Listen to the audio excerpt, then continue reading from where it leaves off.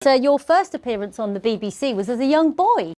Exactly. I was participating in the 8th International Jamboree of the Boy Scouts in Canada. A city of tents rises at Niagara-on-the-Lake, Ontario, where 10,000 youths... So I was on the way back, and somebody knew me, connected with BBC. He said, "Oh, we'll arrange an interview for you in Bangla program." What did you learn from the Boy Scouts that you still use as a lesson today? Lots of it. Yeah? Yeah. Be prepared, that's what they say. What does getting such an honour from the British monarch mean to you? Having an honour from the King is a fantastic opportunity to highlight the kind of work we are trying to do. And the theme and the subject of the award is harmony. That's precisely what we need in Bangladesh right now. It's a freedom of the speech, it's a democracy, human rights, all the great things we are always dreaming about. I've never had it in Bangladesh. Bangladesh is an interesting country. Half the population is under the age of 26. So there's a young population, and they led the whole uprising and made it happen. So what Bangladesh is doing could be an example globally, saying that yes, young people can wake up and say enough is enough. We want to have a different kind of world for ourselves. And yet, with the greatest respect, they picked an 84-year-old man to be the chief advisor. Yes, I tried to persuade them that that may not be a good choice, but somehow they kept on insisting. And finally I agreed, and this is where I'm in right now. OK, we'll talk more about the future of Bangladesh in a second, but I want to ask you a bit more about your trip to the UK. You're meeting the King, but why are you not meeting the Prime Minister, Sir Keir Starmer? Well, we're very happy to meet him. Somehow probably he's busy or whatever. But that gives me a great opportunity too. Because now that he's busy, I invite him to come to Bangladesh. We have plenty of time together and show around what happened, what we're looking for. And he can grasp the situation, and it's a historical moment that we are going through. Let me just ask you about that. You say he's busy. You're the chief advisor, so you're his political equivalent. There's close to 1 million Bangladeshis here in the UK. Bangladeshi culture is such an intrinsic part of British life. So how disappointed are you? I don't know whether I should be disappointed or he should be disappointed. It's a missed opportunity for any reason. I don't know. That's why I'm saying coming to Bangladesh would be a good opportunity. Relax and see and kind of feel the moment. As I say, you're his equivalent in a country that is very important to the UK on so many levels. So do you think it's a bit of a snub, to be honest? Oh, you are making me guess things. I cannot guess. And you have to ask this question to the Prime Minister. Come on. One of Keir Starmer's MPs, Tulip Siddiq, is the niece of Bangladesh's former Prime Minister Sheikh Hasina. Good evening. Authorities in Bangladesh, already investigating her aunt, have issued an arrest warrant for the Labour politician, accusing her of corruption, something she strongly denies. So the UK government's advisor on ministerial standards carried out an investigation into Tulip Siddiq. She was cleared. She says that your anti-corruption commission hasn't produced any evidence against her. Why is the ACC, the Anti-Corruption Commission in Bangladesh, therefore still investigating her? Well, it's again a court matter. Court will decide that enough materials are available to pursue the case or cancel. But you are the chief advisor in Bangladesh. You came in saying that you wanted to stamp out corruption. So I just repeat that question really, because the head of the ACC says that this isn't an unsubstantiated investigation. I'll just take the quote here. He said the allegations are by no means targeted and baseless, and yet Siddiq's legal team say that they haven't seen any evidence. In fact, they say she hasn't even spoken to them. Well, the legal procedure needs the lawyers get together, exchange information with each other. That's why she's saying that hasn't happened. So well, it's not too late yet. I mean, it's a procedure always takes time.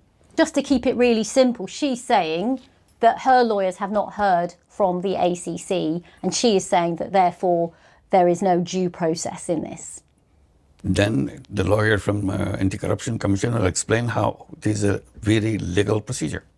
OK, so at some point, are you saying that there will be some kind of evidence produced? Without evidence, there's no case. I mean, why should anybody Why has it taken so long then?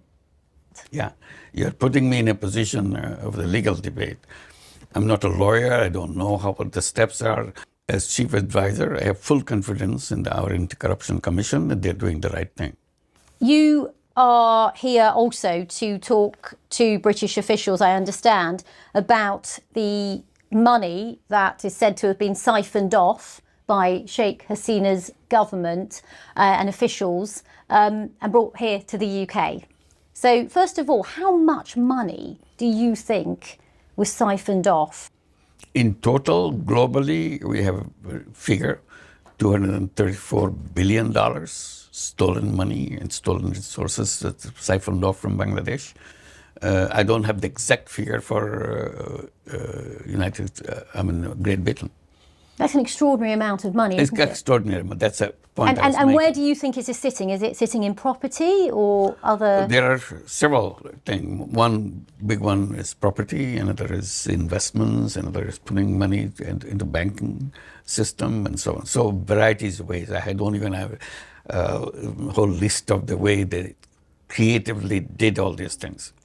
How are you hoping to work with the UK government to try and recover some of those assets? We hired lawyers to help us how to do that. It's the legal system of Bangladesh and legal system of Great Britain. That's what we'll be working together. Were you shocked when you took over as chief advisor to discover the extent of the scale of this?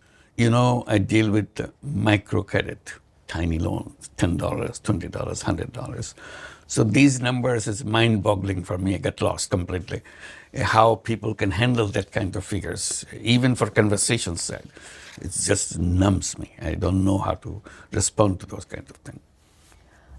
Speaking of money, let's talk about aid. Bangladesh has been one of the top 10 recipients of UK aid. We've heard in recent weeks in the spending review that the foreign aid budget is going to be dramatically cut. How is that going to affect the people of Bangladesh? If it's not available, we still will continue to make our own efforts in doing things, increasing our own income. How much of a blow is it, Professor? It's a big blow. The British one? No.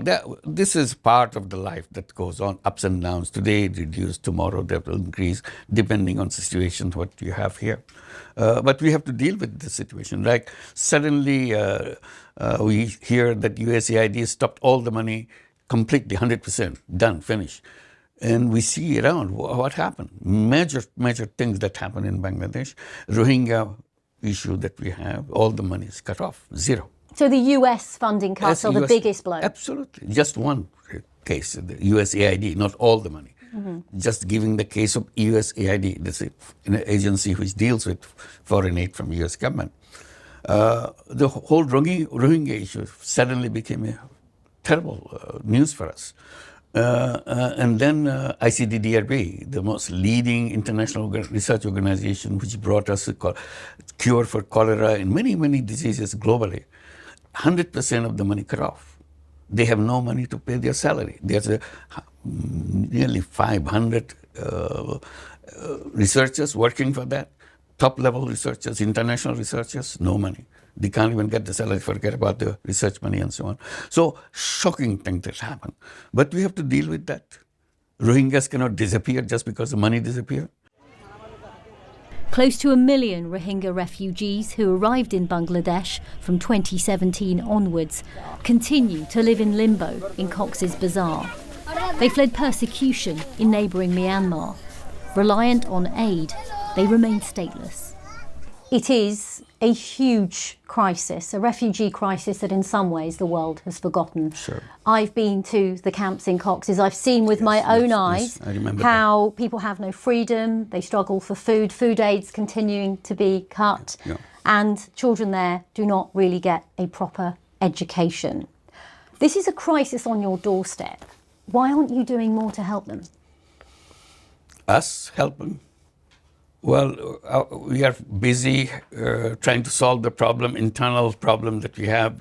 This is a responsibility taken by the international community. But it's in Bangladesh, and you are someone who's always, you're a Nobel Prize winner, you've always prided yourself on helping the most vulnerable. Sure. So the question again is, why aren't you doing more? I am doing my best. I just visited, along with the Secretary General of the United Nations, the Rohingya camps, and met over 100,000 of them around us, discussing what needs to be done, and made appeal to the world. Facilitate this for them to go back. Repatriation is the only solution to that.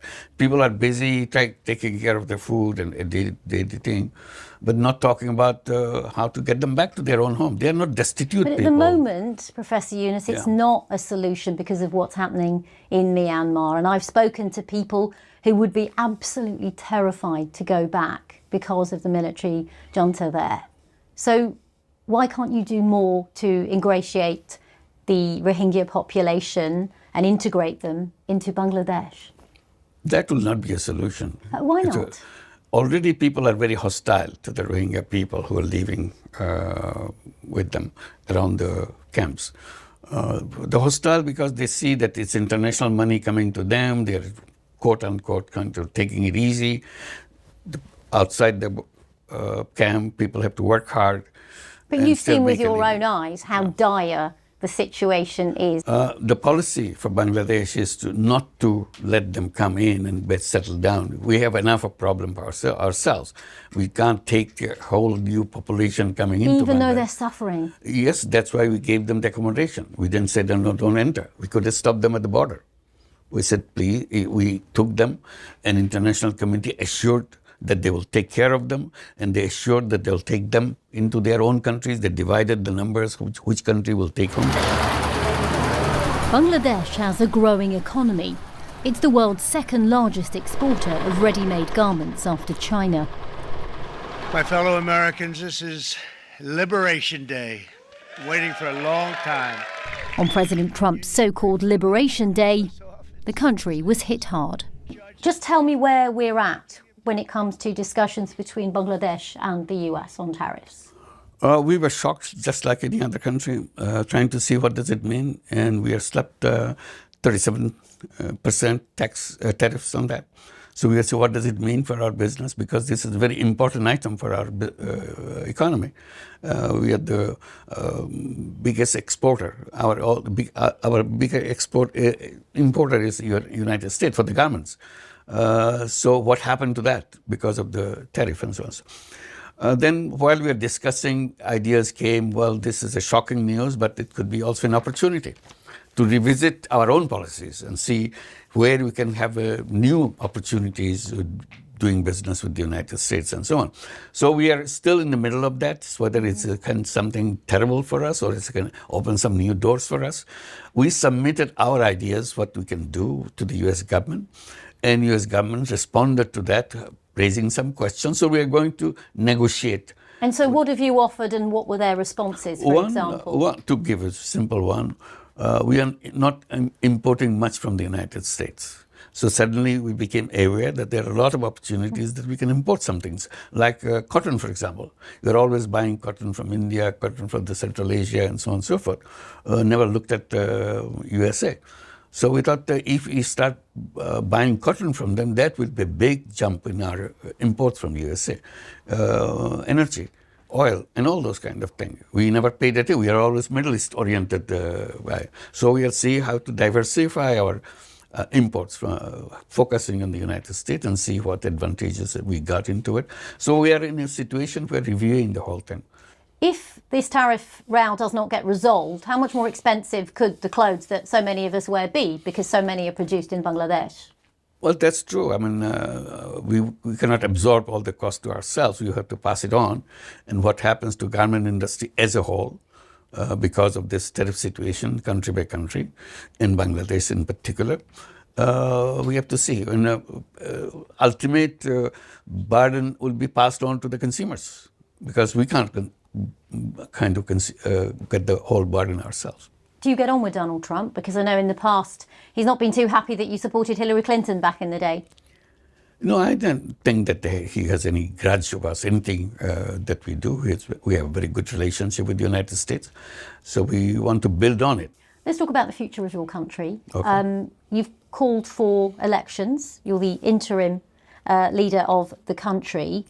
You said that the elections should be inclusive and participatory, but one criticism has been that you're excluding the Awami League, the party, of course, of the former Prime Minister Sheikh Hasina, from taking part in the elections. Why are you not letting them take part?